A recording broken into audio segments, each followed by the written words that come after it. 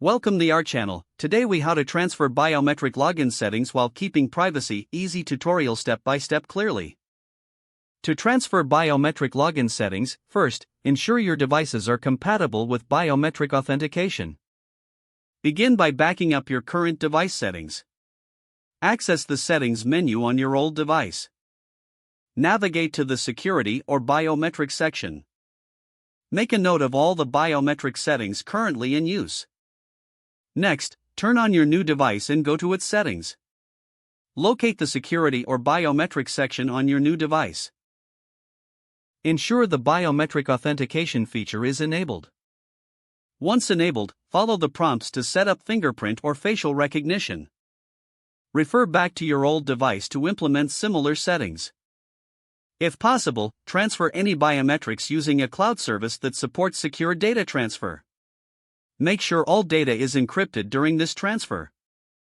Upon completion, verify that the biometric settings are functioning correctly. Finally, review your privacy settings to ensure everything aligns with your preferences. If the page does not load, refresh the browser or try again in a private or incognito window. Make sure you are using the correct email address, then retype it carefully to avoid small typos. If your password is not accepted, use the reset option and create a new strong password you can remember.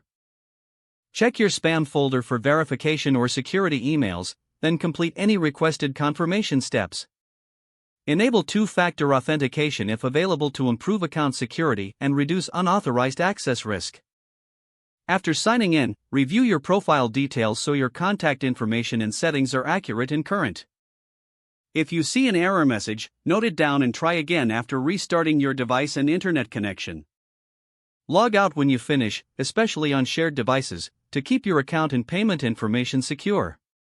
If the page does not load, refresh the browser or try again in a private or incognito window. Make sure you are using the correct email address, then retype it carefully to avoid small typos. If your password is not accepted, use the reset option and create a new strong password you can remember. Check your spam folder for verification or security emails, then complete any requested confirmation steps. Enable two-factor authentication if available to improve account security and reduce unauthorized access risk. After signing in, review your profile details so your contact information and settings are accurate and current. Don't forget to like this video and subscribe to our channel for more step-by-step tech guides.